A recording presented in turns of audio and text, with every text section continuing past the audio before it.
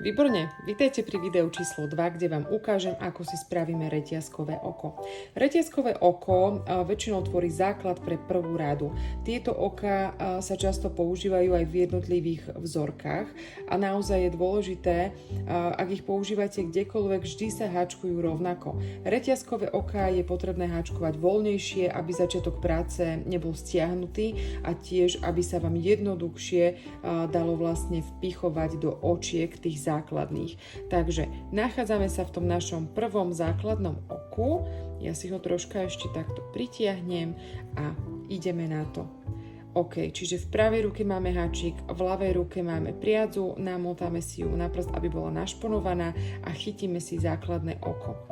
Ideme zo spodku priadze, naberáme priadzu a vidíte, ako sa ten háčik otáča a následne ju len potiahnem cez to prvé oko.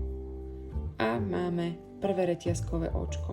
Povolím si priadzu a zase idem. Naberám si priadzu, obtáčam háčik, aby mi neušla a idem cez oko, ktoré sme vytvorili pred chvíľkou a takto budeme postupovať.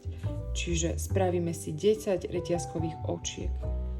Zase naberám si priadzu a idem cez očko. Vidíte, že ten pohyb tou rukou je taký, že zaberám vlastne tým háčikom a normálne ho celý takto pekne otočím, aby sa mi tá priadza nevyšmykla.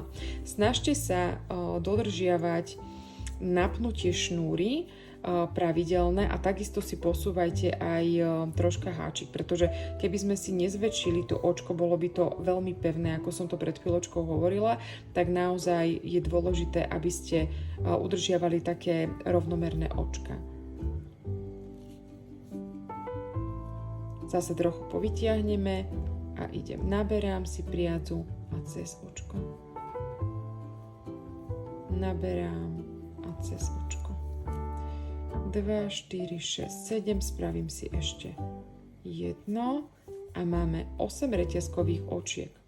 Dávajte si potom pozor, keď pokračujete v práci, že napríklad si uhačkujete reťazku, aby ste nezačali z tej vonkajšej strany.